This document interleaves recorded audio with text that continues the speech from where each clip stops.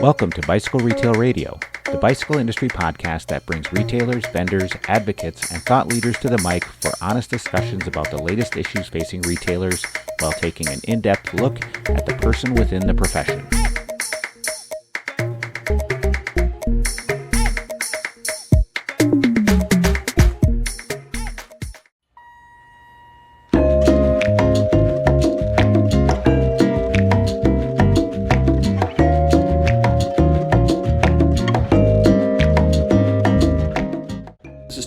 From Pedal in Kalamazoo.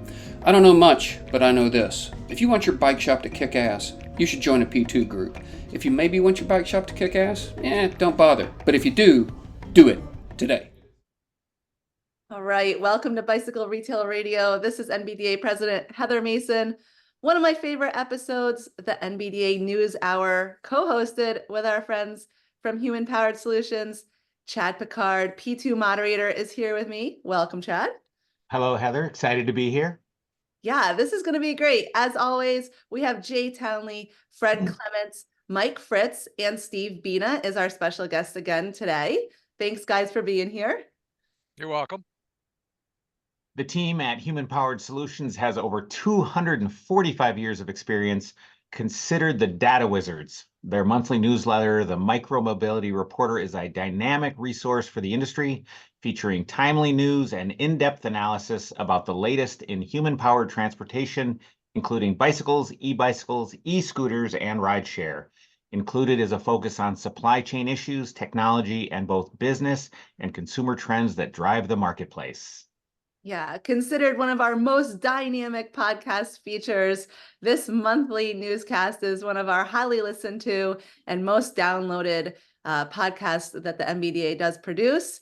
The articles that are in the Micromobility Reporter, I highly suggest that all listeners go ahead and read through that issue monthly. You can get your own version of this fantastic resource at humanpoweredsolutions.com. Really easy to sign up for that. Human Powered Solutions, the team has been serving the industry for many years and definitely leaders in the trade. Lots to get into today. Let's jump in. The recent newsletter is titled Potted Batteries, New Tariffs, and Beware of Fake Class 2 E-Bikes. There's also an article that Steve wrote, Are E-Bikes Really a Good Thing? So I guess what I want to do, I want to start, Steve, and I'm going to put you in the hot seat. Are e-bikes really a good thing? Of course they are, right? Like, well, what is up with this? This is where the whole torches and pitchforks things come in, Heather. The short answer is, I think so. Okay, but there are caveats to that. To be sure, e-bikes are here to stay. They're not going to go away. And so if you're not selling them, there's probably somebody in your neighborhood that will. So if we're going to put them into your mix, let's do so smartly. And let's understand what's going to go on. And so context then becomes important as you sell e-bikes. Has the total volume, unit volume of your store changed because of e-bikes? Are you still selling the same number of bikes in total? Certainly, if you've got e-bikes in the mix, your dollar volume's going up, assuming that your analog bikes haven't completely fallen off the cliff. And so you need to understand that and take care of it the way it is. The other thing that I keep thinking about, Heather, at the NBDA sponsored retailer summit now, 2 months ago, there was one of your presenters that had a group of kids out on the side in one of the lots that was showing about how these young kids and how he's promoting bicycling to these young kids. And as I watched them, it was great seeing them and watching them move around and get used to the bikes. But I was also looking at them and I'm wondering, how are these kids going to react when it's time to move up? Are they going to want an e-bike? Are they even going to care about a regular bicycle? And what does that portend for the industry? I understand where you're coming from. And so the article was really interesting to me because you brought up a lot of things about just where we see e-bikes when we're out and about, how different age demographics are responding to e-bikes. So yeah, are e-bikes really a good thing? Question mark. So it's really asking retailers to look at their product mix, asking the industry to look at what we're doing. It was catching, Steve. You caught me with that one. Well, you're going to love the next one that I've been writing, Heather, that I hope to get out this week to Jay and Fred for editing. And this one's I'm titling is, if you sell e-bikes, does that make you a better independent bicycle dealer? But one of the questions that I know still needs to be answered is, how do you look at this? What kind of metrics should you look at if you're selling e-bikes along with everything else? Sales volumes, not only units, but dollar volumes. And how is that planning going? What's happened to your accessory sales? Are you seeing repeat customers coming back in the store with increased or less return rates? Are you doing door counts? It always amazes me, and I've gone out and talked to dealers. They don't do door counts.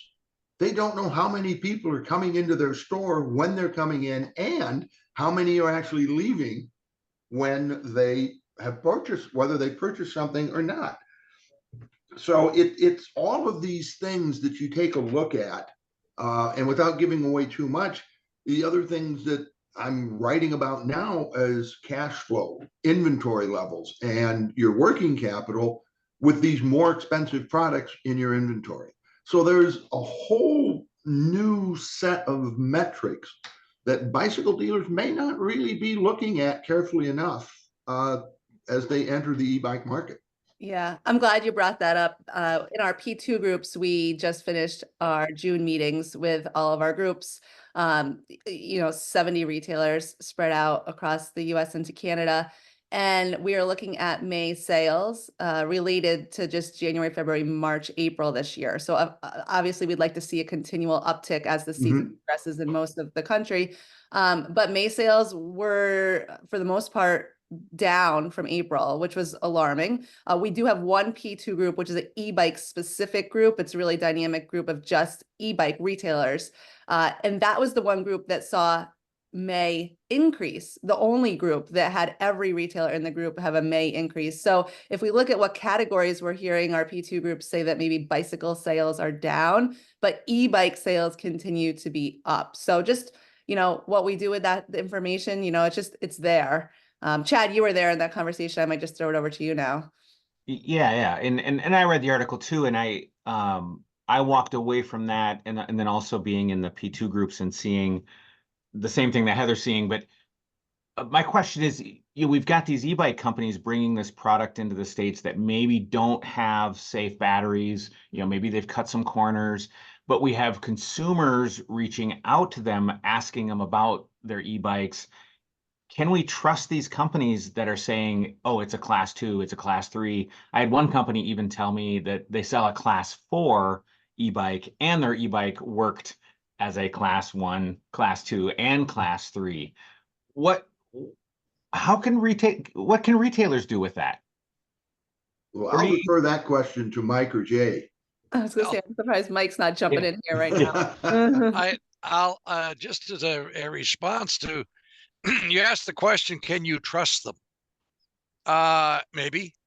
You could trust some, and I think the litmus test, even though this also is an area of trust that has to be worked through over time, can they produce testing certificates that show that they've been tested and certified to UL 2849, which I think we all know is the third-party voluntary standard right now for e-bikes, and probably what the United States Consumer Product Safety Commission is going to adopt as a mandatory standard or something close to it.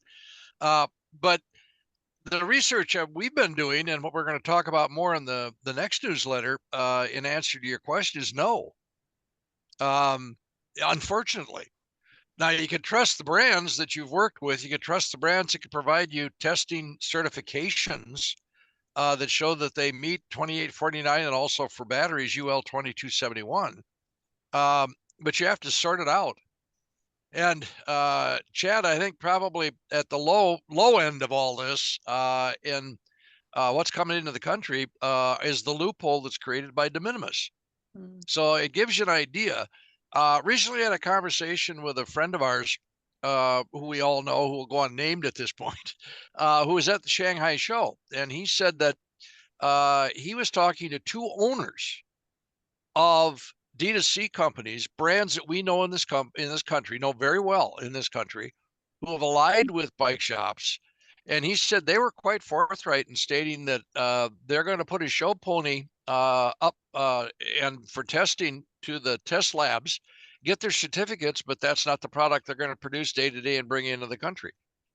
So we have to work at creating both a truthful environment and rules and standards that the brands and manufacturers servicing the dealers are producing, and then in turn a means by which that can be conveyed to the consuming public, because we're going to need to develop trust. And right now it's wavering, and we have to work, I think, harder at that. I think as an industry we have to work harder at that. There's a lot here. It's nice to just have such a close network of colleagues that we can stay continually kind of keeping an eye on what's happening in the e-bike landscape. And I've been really thankful for our e-bike safety panel and our forum, our advocacy forum that we have quarterly, so we can stay advised. Mike, were you going to jump in there too? No, I basically go along with what Jay is saying. Certification is expensive. I mean, you have to, run every SKU that you have, through a testing and certification agency. So, people that are trying to lowball product coming into the country to stimulate sales are going to try to take as many shortcuts as they can. So it really boils down to A, as Jay points out, trust, and then B, who do you trust? Reputable brands that are serious about establishing a long-lasting relationship with their customers are going to provide good product. And unfortunately, with respect to e-bikes, good product nowadays defines the quality and safety of the battery pack. And as Jay points out, we'll talk some more about that in a minute. But the problem persists. I mean, there was a fire yesterday in Brooklyn that burned 4 people, one of which is in critical condition at this point. So this problem persists. It will continue to persist. There's a lot of substandard product out there. What we need to do now is A, educate people that have got those products to make sure that they're using them safely, but B, from a manufacturing standpoint, an engineering design standpoint, R&D standpoint, we have to strive to make safer products that are less reliant on good operating practices on the part of dealers and consumers. It does seem that we're back to the old classic trust but verify, and buyer beware. Yeah, and the new wrinkle is that there are a lot of bikes coming into the market that have no business relationship with the industry. Really, they're just consumer direct. They bypass all the norms. I think you can trust but verify the main suppliers of the IBD, but there's a lot that's just not monitored and not controlled, as we all know, and that's where it's trouble for the independent dealer. When you're asked to work on these things or advise consumers, and then you have that awkward conversation. This bike's unsafe. It's not worth fixing. I can't. It's like it reminds me a little bit, although it's different, of when mountain bikes first came onto the scene in the 80s, and some stores refused to deal with them. There's the whole rebel element on land use that led to the creation of IMBA. At first, all the off-road trails possible to be closed, the Forest Service just closed them all because this is new.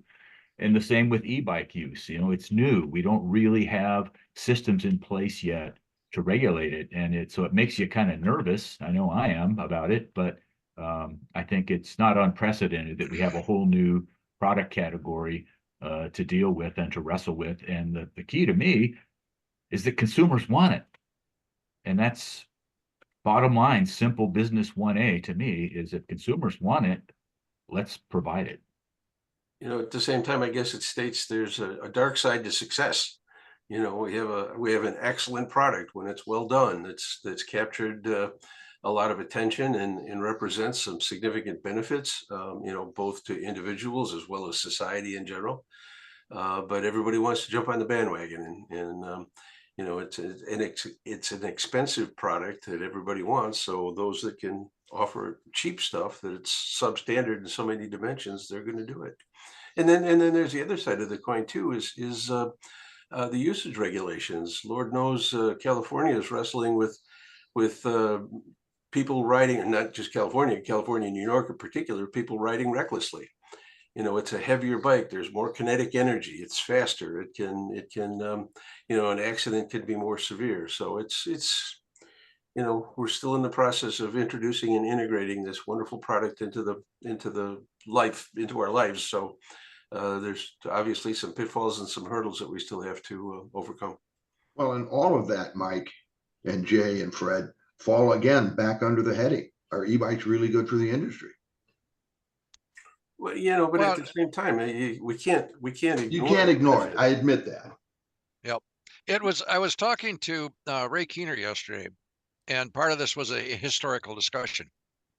And We do that a lot. I think, yeah, but I think we're headed in a direction that the industry actually faced at the beginning of regulation, the late 60s, the early 70s, when the industry had to make a decision to put a voluntary standard in place, and it was BMA 6. And Mike, your dad, Al Fritz, as vice president engineering for Schwinn, took a major role in developing that industry standard, as did Frank Berlando, the chief engineer, who we knew, all of us knew, I think, in the company. We've got a point of the industry having to step up as an industry and begin to set the standard that the consumer in turn can trust, to rely on, and to draw some lines. Now, the NBDA, Heather, you've done that with your protocols. You've done it with the white paper that's out there. Certainly consumers could take advantage of that. Recently, I've seen a situation where what the NBDA has done relative to advising dealers and taking that leadership and developing those standards is also now being looked at by others, specifically in the law enforcement community. So I think NBDA has taken the lead, and perhaps the rest of the industry needs to take note of that and understand that part of this are the associations within the industry, the organizations within the industry that could say, look, here's our minimum standard, here's what we accept, here's what our retailers and retail organizations, including the D2C people, are being expected to meet and adhere to. We got a long way to go to get there yet, but I think this is just screaming out for, we need standards, and we need to work with CPSC and the federal government to help them develop the mandatory standard they're working on. Yeah. Yeah. I mean, standards in place are going to benefit everyone. I mean, they're going to help us get through the insurance industry struggles that we're having now. They're going to help make sure we have safe product. They're going to help ensure the growth of the category. So I think people sometimes look at standards as like, oh no, this is an awful thing that's going to create so much harm and it's a fiasco to jump through. But actually, they're going to help us in so many ways. And we're behind the ball. We should have had the standards in place before. You know, I hate this catch up stuff. We could go on here for hours, I'm sure. This is what we do. I want to get over to the newsletter because there's so much there. And I want to start because I'm so hyper focused right now on growing ridership and how we're seeing some numbers decrease. So the first article that I want to get into is the Santa Barbara, around the Santa Barbara bicycle movement possibly failing. I did not like to see this article. It, you know, didn't leave me feeling in a good spot. So this was brought forth by the Santa Barbara Independent. And it really talks about the fact that simply building more bike paths hasn't increased ridership or safety. And really the question I have is, what can we do? So Santa Barbara has expanded bike paths, lanes, they've created safe places to ride, but injuries still have increased actually. Any thoughts like what we can do as an industry or what can we learn from this article? I know, Jay, this is an important topic for you as well. It is, and there is an awful lot to discuss here. But I think the Santa Barbara situation, I think you guys know, and I certainly those of you that live in California, like Fred, Santa Barbara is, I would say, Fred, is an upper income community. So they've got the money in their budgets to spend. And what the individual that wrote the letter, a doctor, but he also is involved as an adult cyclist, very, very involved as a cyclist in his community, is very aware of the disconnect between where monies have been spent and a developed facility and the impact that's having on the cycling community, but also not only on cyclists as far as number of injuries, accidents, but also on bringing people into cycling, on increasing the size of the cycling audience, the people that are riding bikes. And he makes a couple of really good points because he went to the stats, he went to the data, and the data is available for Santa Barbara, for the county, for the state of California. And he even delved into the national data, which he seems to be very familiar with. And he's rightly pointing out something that we've been tracking at Human Powered Solutions for several decades. Fred Clements will remember that this is the same kind of data that we get from the National Sporting Goods Association, from the NSGA, have been publishing through the National Bicycle Dealers Association for at least 30 years. And that's 30 years, 30 years. And what it's showing is that the number of cyclists as defined, and we have to go to the fact that the NSGA says a cyclist is an individual 7 years of age or older who has ridden 6 days or more during the course of the year that's being surveyed. And you could argue that back and forth. Should it be less days, more days? Should it be older? But this gives you a standard that's been around for 50 years or more. They measure to the same criterion every year using the same methodology. And what it's simply showing, as those of us that attended the NBDA summit, the retailer summit in Bentonville, is that the 6 day or more cyclists are declining. The other thing that the NBDA tracks, I'm sorry, the NSGA tracks and the NBDA has been reporting are 1 to 5 and they drop out. In other words, a 7-year-old or older cyclist rides a bike for 1 to 5 days, doesn't ride anymore. They drop out of the activity. That's been increasing. That's the wrong side of the equation. They get on a bike, they ride, and then we lose them. Now, whether we can get them back or not, if you look at the long-term data, the answer to that is not apparently. We're not.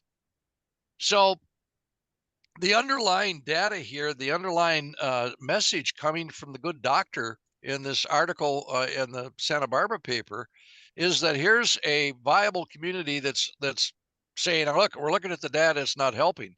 The question you're asking, Heather, is a key question. What can the local bike shops do? What can the people, the advocates do in Santa Barbara? And I think part of this is be very proactive in where the money is spent and making sure that it's not just a particular type of bikeway or a particular type of educational effort, that first of all, it's a message that goes to the broad community. Now, again, Santa Barbara is a wealthy community. Fred can speak to the demographics. He knows it better than I do. But, we need to reach out to everybody. We need to reach out to women in particular. We need to reach out to demographics of all income brackets. And we need to also make sure that we're very aware we need to get more young people, kids, riding bikes and staying on bikes. Mm-hmm. So that means working with school systems. That means working with the various youth activity programs. So I think that bike shops have to be very aware that their outreach, if they're involved with the local League of American Bicyclists club or organization, urge that they branch out, bring more people into the activity. They, in turn, as a bike shop, I think, can take a look at bandwidth, and do they have the time, the staff, and the budget to reach out and bring more people into weekly rides, nightly rides? Can they go into the community and help organize the nonprofits in their community to hold bike rides, to get people on bicycles? So I think we need to broaden the view, and we need to include everybody. relative to being inclusive.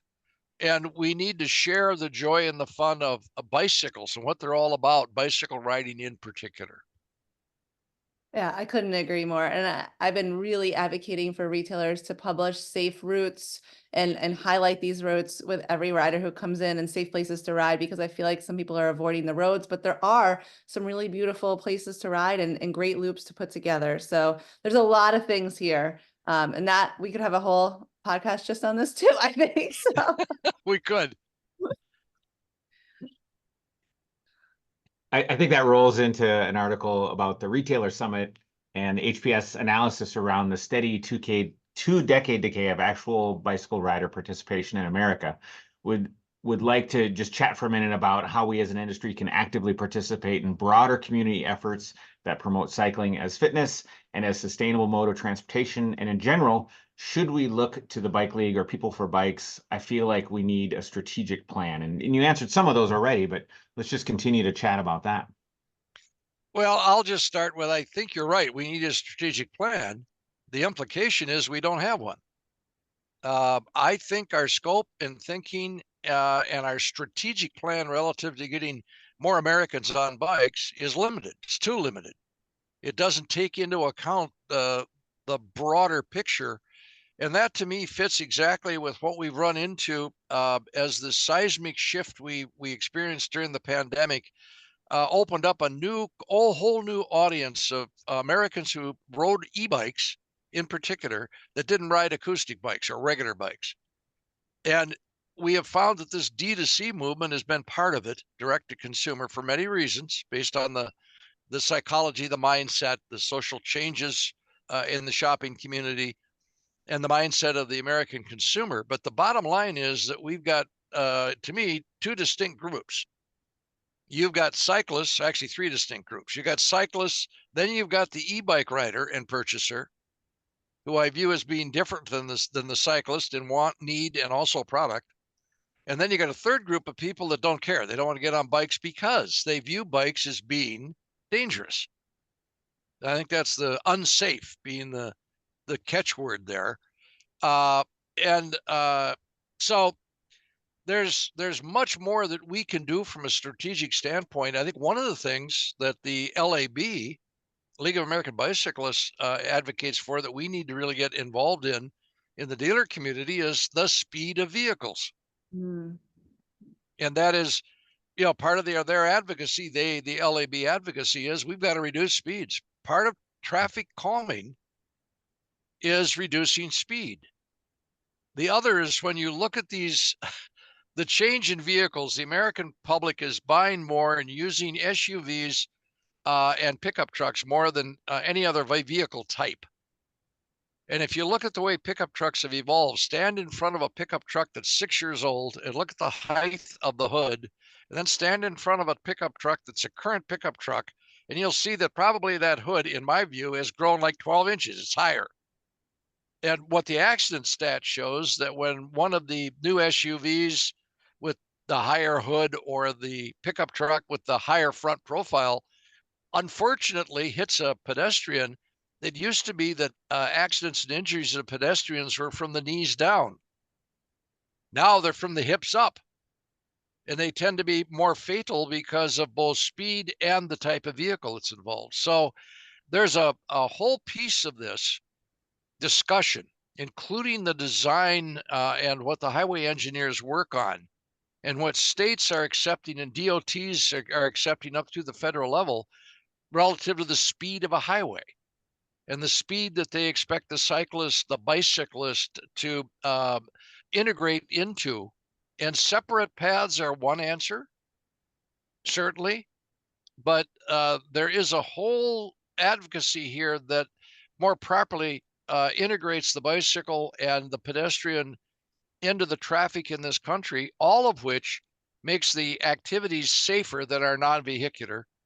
And in making them safer, make them more interesting too, and much easier for us to be able to get converts. So I don't know if that makes any sense to the rest of the team here, but I know that Fred, for one, has had some strong feelings on some of these aspects. Well, in the past, I've been strong advocate of promoting cycling. Like the Santa Barbara article pointed out, infrastructure alone is often not enough. You need another element. But then over the years, I've realized, well, you have limited resources. Where do you spend your resources? So yes, we're working with the government. People for Bikes does a lot. Advocacy groups do a lot on infrastructure, and that's, I think, important. And that's the negative side of that Santa Barbara article. I thought was sort of pretending that infrastructure doesn't make a difference, when I'm pretty sure there are lots of other studies that show that it does make a difference. But the promotion side is difficult, and I've been an advocate of that your best local promotion is through the dealer. You have dealers in every significant market. They have a vested interest in promoting because it promotes their store and promotes sales.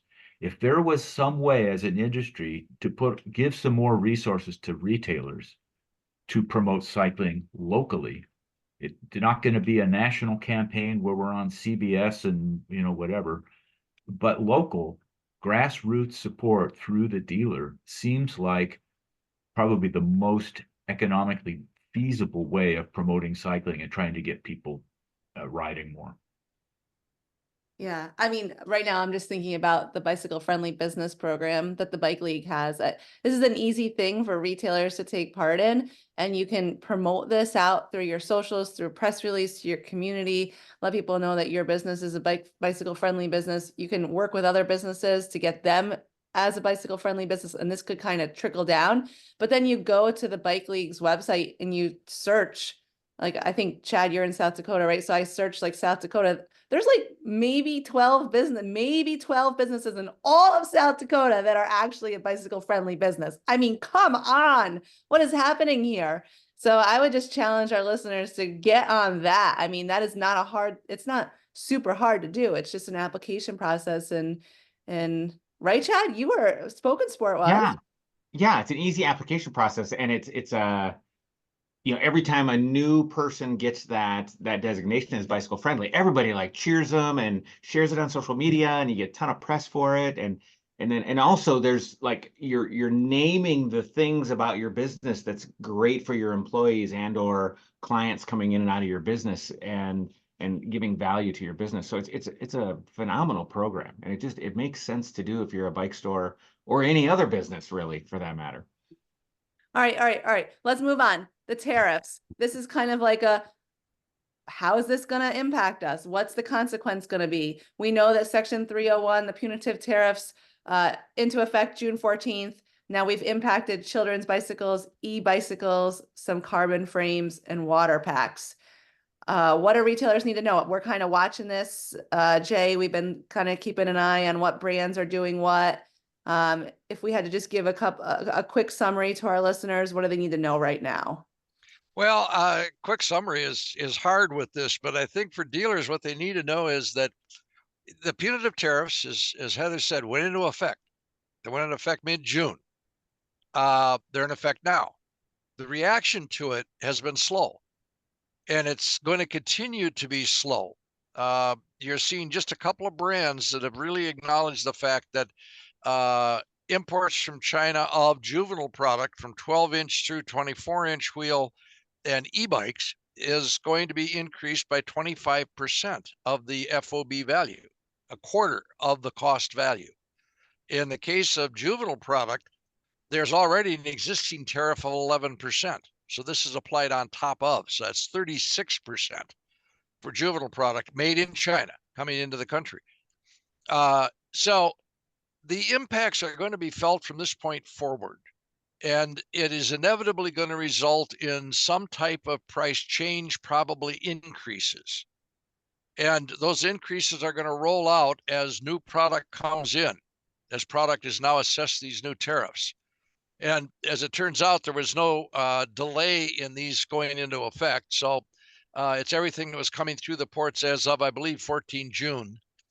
And so it will continue to mount as product is replaced in the warehouses. I think the only thing for a dealer to be very careful of, and they should check with suppliers on a regular basis, asking the question about, are there going to be price increases? What's changing in the terms?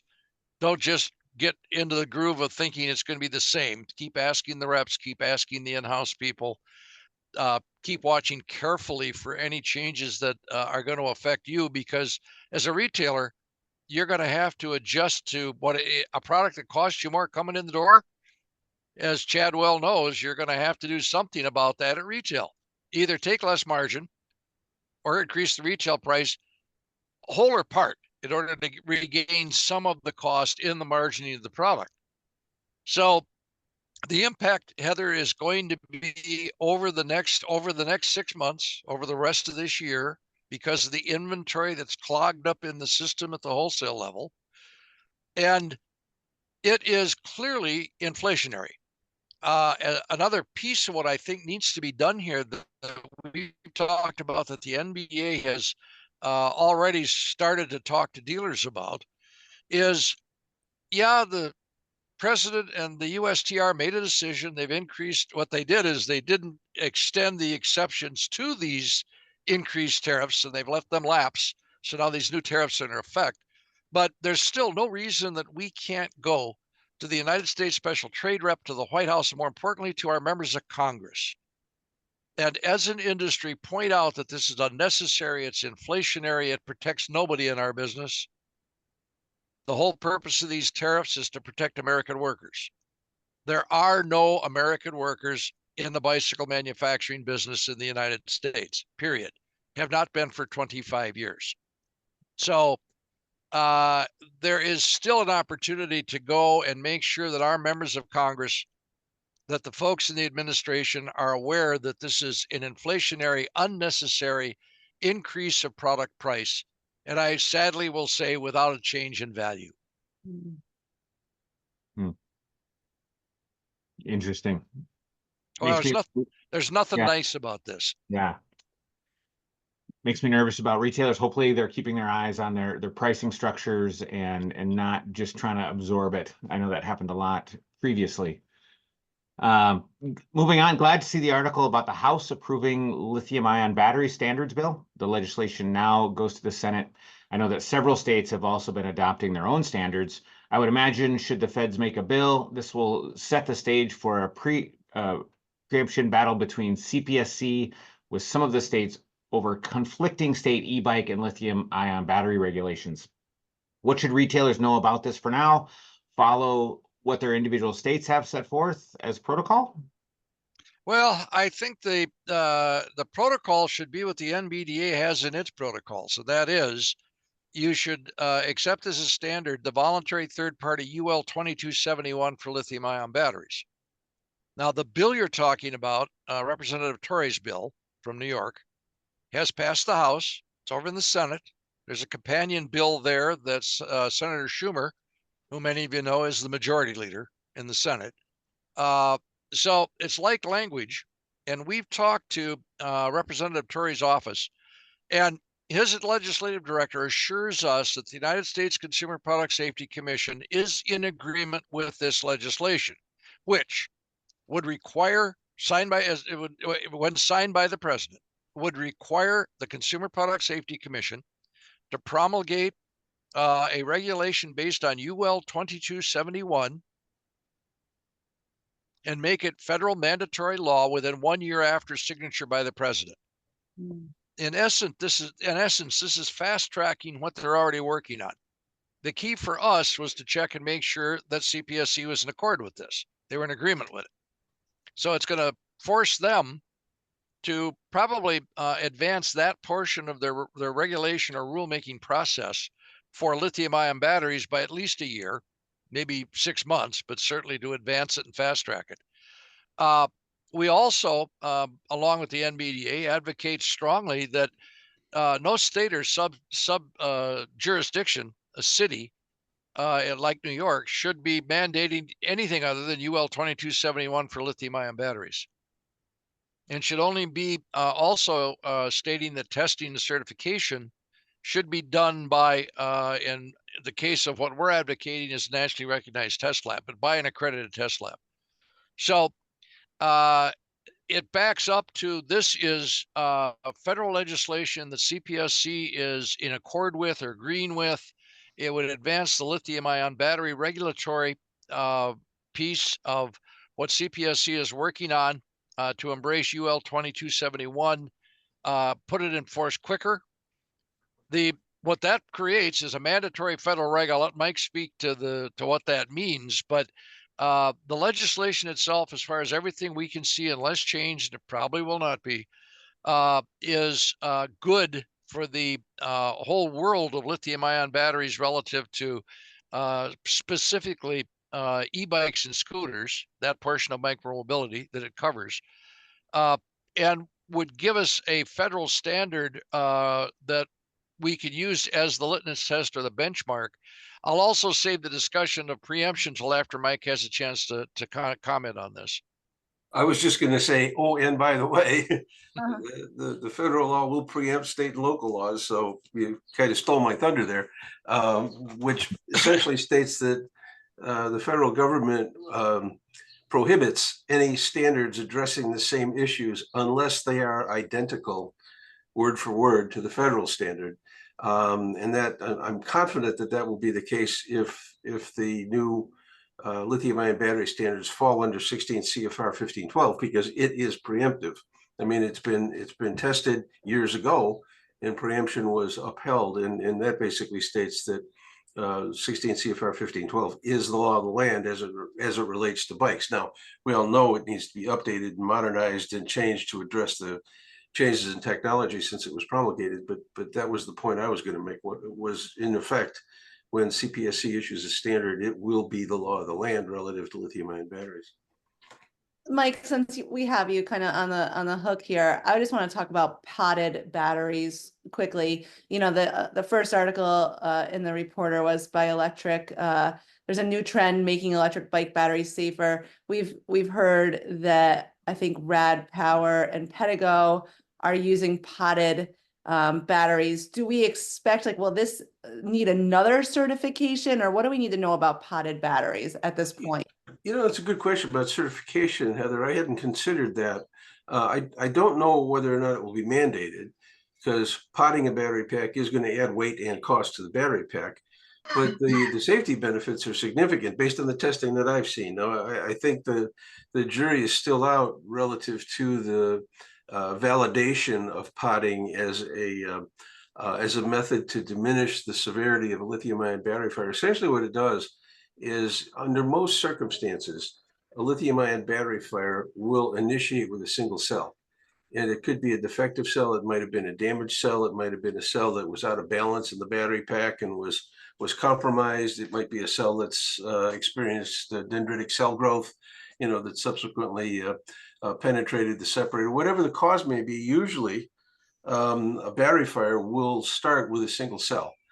And, you know, a typical battery pack, you know, depending on its nominal voltage and capacity, could have anywhere from between 45 and 84 cells, individual 18650 or 2700 cells, wired together in a series parallel matrix to yield the voltage requirements and the capacity requirements that that particular application desires. So, and then if a single cell fails in that pack, it's not a big deal until the fire propagates. And that's what usually leads to the very severe, very toxic smoke generating conflagration that happens when all 60 or 84 batteries in that pack are burning. What potting does is it isolates individual cells and protects them from propagation from a burning cell. Now, the testing that I've seen, and we've talked about it in several forums of late, some testing was done, albeit to determine the efficacy of fire blankets. But they tested a number of different battery packs, some of which were potted and some of which utilized a different insulating medium in the battery pack. And in both cases, when the test conductors forced a single cell into thermal runaway, the fire was contained to the single cell. And, you know, a single cell burning is significantly less dramatic than 60 cells burning. You know, there's 1/60th of the energy released. There's 1/60th of the toxic gases released if it's a single cell. So, and given the fact that, you know, no production process is perfect, there's always possibility that even the best battery packs, even a certified battery pack, a tested and certified battery pack, could incorporate a defective cell. I was having some discussions with some experts relative to this, and it reminded me that the battery cell manufacturers, even the best battery cell manufacturers, don't think in terms of failure percentages. They think in terms of the number of defective cells per X units manufactured. In a good cell manufacturer targets to produce battery packs in which they will have no more than one defective cell in a run of 2 million battery cells. So basically one cell, you can do the math. It's a very, very, very, very low percentage. But the point is when you consider the fact that a battery pack typically will use 60 of these cells, and if you divide 60 into 2 million, it gives you 300 or 33,333 battery packs. So I guess what I'm saying is it's likely that even with the best certified battery packs, 1 in 33,333 battery packs is potentially dangerous because it incorporates a defective cell. Well, if that defective cell fails and the fire propagates by cell-to-cell propagation, 1 out of 33,000 battery packs could result in a significant fire. However, if those cells are isolated and insulated cell to cell, if only one cell fails, then we're going to have a significantly safer environment as it relates to lithium-ion battery packs. Now, that's one. I consider that to be an interim step. There are other efforts ongoing from a research and development standpoint to develop safer cells altogether. Where 1 in 2 million is even going to be a lot of failures. And looking toward the future, that's great. But in the meantime, this appears to be a very effective means of mitigating the hazards associated with a failed battery cell. So it's good news. This was an effort that was initially done by a company, and you named them a minute ago, Pedigo. Pedigo's business is founded, or a big significant element of Pedigo's marketing campaign is positioning dealers in resort areas. And resort areas are oftentimes near the sea. And I've talked to Pedigo dealers that have rented bikes that have been one way or another immersed in salt water that subsequently fail. And because that is such an important element of Pedigo's business, they thought, well, we need to make the batteries waterproof. And they thought potting the pack will make them waterproof. And in fact, it does. But there's this added side benefit, which in reality is significantly more important than making the pack waterproof. It precludes cell-to-cell propagation. And I believe I've seen some test reports. I've cited a test report we talked about earlier that appears that this is a very effective means. And there are other insulated medium. It's not just potting. There's other ways that we can protect cells from a failing neighbor, as it were. So on balance, this is very good news. And I anticipate we're going to see a lot this proliferate to a lot of different manufacturers and quality e-bike brands. As I say, there's a downside. It's a heavy battery pack, and nobody wants a heavy bike. But given the benefit associated with this particular mitigation strategy, it's certainly the benefit outweighs the cost. Lots to learn here, lots to know about. We'll have to keep an eye on this for sure. I love how you're always staying on top of everything. It's so important. Chad, I'll turn it over to you now for the next question, I think, right? Yeah. But Mike, lots of detail. That's great. Fred, this is for you. The Cycling Independent wrote a great article, long, but great. Your favorite bike company is struggling. They did a fantastic job summarizing the current, highly volatile and disruptive condition and future of American bicycle business. The article ends with the author convinced the acquisition and bankruptcy news to pick up steam through 2024. Fred, you've done this for a long time. Thoughts on the current landscape? Well, there have been times of great turmoil in the past, such as the Great Recession. But I'll admit, this is my first pandemic. And the fallout from the pandemic, I think, is leading to a lot of what we're experiencing now. And I'm not sure the numbers are hard enough.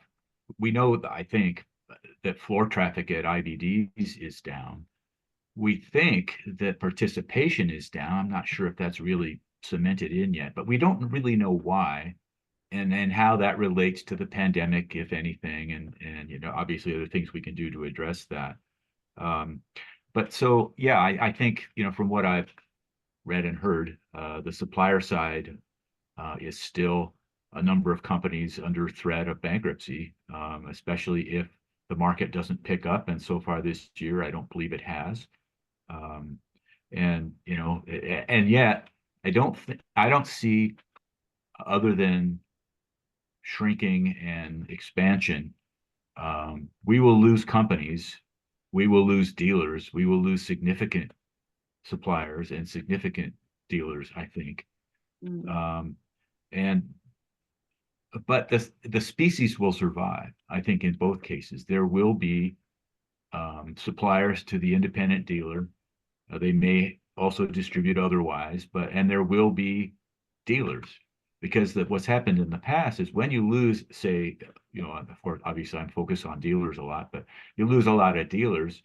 Oh my gosh, our population declined 10% or 15%. A year or two after that, you look and, well, it's replenished by new people entering the market. I don't know why they do it, but they do. There's life and health that you don't see until there's an opening, and then people rush in to fill that opening. So yes, turmoil. Yes, it's scary. I talked to a dealer just yesterday. They're down 20%, and I don't think that's unusual. And yet there are, obviously pockets where you're not down that much, or even growing possibly. But yeah, I think we've discussed the turmoil issue in past podcasts. I would, be very careful and watch the supply side. I think they may be still inventory wise and financial stability wise a little more vulnerable than the subspecies of IBDs is at this point. So yeah, I don't know if that helps, but that's my view.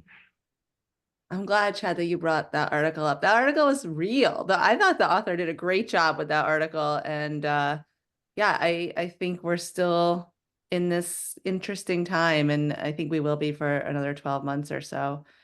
Cabda going to Vegas. I mean, how does everyone feel about that? What do we think, Yes. team? I'm excited. Yeah, I think it's great. It's Jim Kirsten and Cabda is not shy about trying new things, and that's when you're in a market where there's a lot of depressing news. Having someone out there just trying new things is a wonderful thing. And whether Las Vegas can make it as a regional show, which is his kind of focus, or whether it can evolve and morph into more of a national show, kind of like the old Interbike. I don't know. Those two seem at odds to me. It's a regional show, and yet you're in Las Vegas.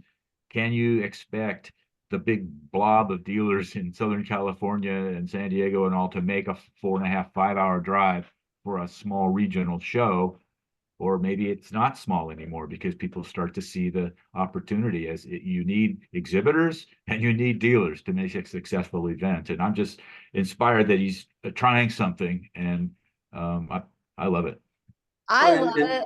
I'm like, Considering, go ahead, Mike. considering how disappointing Cabda West was for the last couple of years in Ontario, obviously, and Heather, you and I had dinner one night with Jim in New Jersey for Cabda East. I mean, he had to do something, and I think this is a good move. I'm optimistic. I think that this will it'll revitalize Cabda West for certain. I'm sure people are going to be more interested in coming to Vegas than they were in Ontario, and I do suspect that they'll pull in a lot of participation from other areas of the country.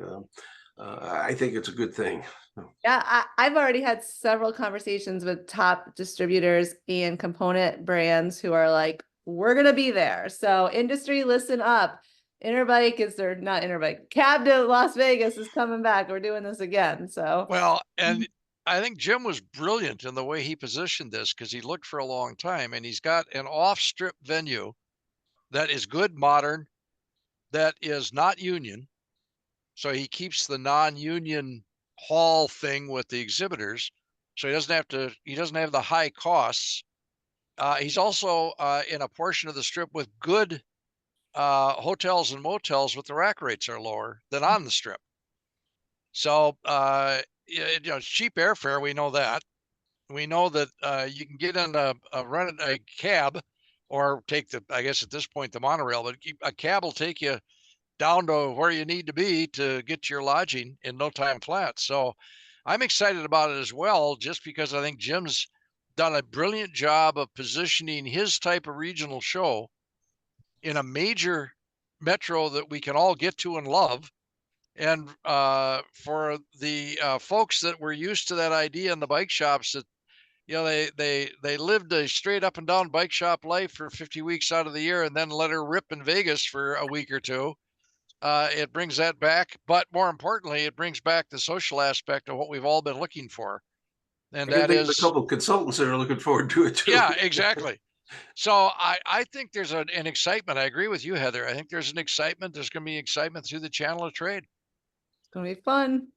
Yeah, I think Mike, you said it best. No one wants to go to Ontario, but they'd love to go to Vegas. And just Yeah. talking to retailers this morning, they said the exact same thing. And I they're mean, no slam against Ontario. It's a beautiful venue and reasonable and, convenient lodging and whatnot, but it's Ontario. Yeah. I mean, So not in the newsletter, but timely. Let's close out with a quick talk on Blumenauer's new bill that seeks to invigorate U.S. bike manufacturing. I know the NBDA sent a note out to retailers to support this. Jay, can you give us an overview and include what action we want our listeners to take? Well, I think at this point, the NBDA did a great job of going out and making sure that their constituency is aware. This is a start. Now, Earl Blumenauer, as the article points out, is retiring after this term. He's a lame duck. And that means the bill has to have special support. And it may. It's got a lot of good features to it, but bringing bicycle manufacturing back to the United States is a tough go all the way around. It needs a lot of support. It's going to take time. There's no immediate solution there, but there's a long-term solution. So I think the NBDA was very wise to ask the members to support it, ask their members of Congress to support it for the long term. That if there's going to be any movement or any reality to this, it's going to be several years. And now is the time to begin to start the political movement to make sure that it's obvious to the members of Congress that the specialty bike retail channel, the NBDA membership, is very much behind this and would like to see it, because as the geopolitical issues swirl and we see more things like these punitive tariffs, which, as I said, are simply inflationary, they do nothing to protect any jobs in this country. They're not going to be of any help to anybody other than raise prices and make it harder to sell bicycles. Domestic manufacturing holds a great benefit for the whole of this industry if it can once get established. And so it's going to be tough, but it's going to take support. And the Blumenauer bill is a start. Yeah, and I see that Bicycle Retailer Industry News just did an article, well, Ray Keener did, on Arnold Kamler, kind of speaking from the heart and tells the history of Kent and what he's doing here in the US. So it's pretty good to see some focus on this, and I do hope that our retailer members do, listen to our suggestion and reach out and support that. Let's close it up. Let's wrap it up here. As always, I love the end of this podcast because it's a time where we get some intel from each of you specifically. So Fred, over in your land, focusing on retailers for July, where would you want our listenership to focus? Well, I think I'm becoming the king of tortured analogies, so I have one here. The LA Lakers NBA basketball team let their coach go. It's been a month and a half or 2 months ago, Darvin Ham. I thought he was a very good coach. But the one thing he didn't do, they say, the players kind of turned on him a little bit there towards the end, in-game adjustments. That when the other team would make a move, he had a difficult time countering that move with something that was intelligent. And so I think when they hired their new coach, JJ Redick, he had a press conference. He said, that's one thing we're going to address. We're going to use analytics. And he said, quote, I'm going to use math, which to me struck me as KPIs for bike shops, and so the key is don't just seat of the pants adjustment, but the key is to be able to adjust, but based on something. And so that's, I think, the adaptability this time of year, as I think I referenced earlier, I talked to a dealer down 20%. Well, they shifted, they laid off a lot of their staff. They had to keep costs under control for a down market. And so I think adaptability, ability to make in-game adjustments is the key this time of year, where hopefully most bike shops are in their season and things are going pretty well if they're going to. And I think the adjustments are the key. You have a plan. Maybe you even broke it out by month, but the reality is what you need to look at and have numbers in place to be able to make intelligent adjustments. Awesome. Thanks for sharing, Fred. Jay, where should our suppliers be focused? Well, I think what we're headed toward is a supply community that, as you stated very nicely, has to develop a strategy. I've looked at this since the last time we got together over the current newsletter that's being written and the last newsletter that we're analyzing now, and come to the conclusion that this industry in the United States does not have a strategy. Some of the companies do. There was just a Brain announcement or a Brain article done on Specialized, just basically announced its strategy. Like it or no, it's a strategy. Some months ago, John Burke, John didn't publicly announce this, but Brain ran an article about Trek, leaked a memo about their strategy. So those are individual company strategies. I think what at this point the industry needs to really seriously think about, in addition to being more transparent, in addition to learning to tell the truth to its dealers, I think the other is that we need to begin to focus on the fact that this industry needs a strategy. And what does that strategy need to do? Well, first of all, first and foremost, it needs to get more people on bikes. We need to deal with the bicycle riding population and the fact that our bicycle riding population is stagnant to declining. And we, in turn, as an industry, need to prosper in these times when we've had the first major heat advisories, which people can't ride bicycles in. And we've had weather events that are proving that we need to do something about the environment, and bicycles are an absolutely perfect way to do it, including electric bikes. So come on, guys, let's work on a strategy. 100%, 100% agree with you. Yeah. Steve, financial focus, Steve, help us out here. Well, I think Fred touched on most of it, and it's what I've always talked about, that while having a plan is a good thing to do, you just can't make a plan and put it on the shelf. You've got to look at how your performance actually is to that plan. My latest kind of focus has been on how e-bikes are affecting not only the industry, but as I said, I'm writing the next article for specifically to the IBD, and how that, as a change in your business model, if you're taking on more and more electric bikes, is having an effect. So that's one of the things that I would caution the dealers about, to make sure they understand the changes in their business because they're now an e-bike retailer. I like it. I like it. Should we wrap it up with Mike? Mike, give us some focus. I'm very predictable. Maybe boring is a better term, but I'm still reeling from the report that Jay brought back from the NBDA Retailer Summit, that there's still a lot of dealers out there that aren't really aware of this whole lithium-ion battery issue associated with safety. And until we, the engineering community, can deliver, safer, more robust battery packs, we're going to continue to have these issues, and the best defense against these issues is education. We can't purge the marketplace and purge the marketplace of early lithium-ion batteries that aren't as technologically sophisticated or as stable as what will be in the pipeline. So in the meantime, retailers have to A, understand the issues, and B, convey that message to their customers. And again, you could play the tape from last time, and do what you need to do in your store to ensure the safety of your facility and your employees, and be proactive in terms of giving your customers good advice and information relative to how to use and maintain and store their lithium-ion batteries. Because, as I say, until there's a technological solution, we need to make sure that we appreciate it, that a certified battery pack, a well-engineered, well-designed battery pack utilizing high-quality cells is safe. It's safe for this intended purpose. But like gasoline, if it's misused or improperly used, it can be deadly dangerous. So just do what you need to do in the shop, and do what you need to do to educate your customers.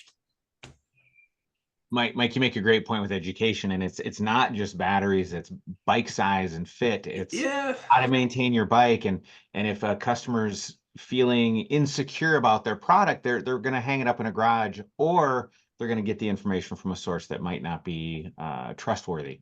So yeah, educating consumers and staff, huge. Yep. I mean, obviously, kudos to NBDA. I mean, you've taken the lead on this thing. We sponsor seminars and webinars and publish protocols and raise the flag and say, hey, but if it's not sinking in, it's scary. Yeah. Well, such a wealth of information. Can't thank you all enough for coming on and sharing your expertise with our listeners so that they are able to stay up to date on the important topics facing the industry. Thank you, everybody. Thank you, Thank you. everyone. Thank you. Nice to Thank you. see Great to see you, everybody. Bye. Bye-bye. Thank you for listening to Bicycle Retail Radio. This podcast is designed specifically for the bicycle industry, dedicated to strengthening our retailers and cycling community. If it is your first episode, we urge you to take the time and listen to our past episodes.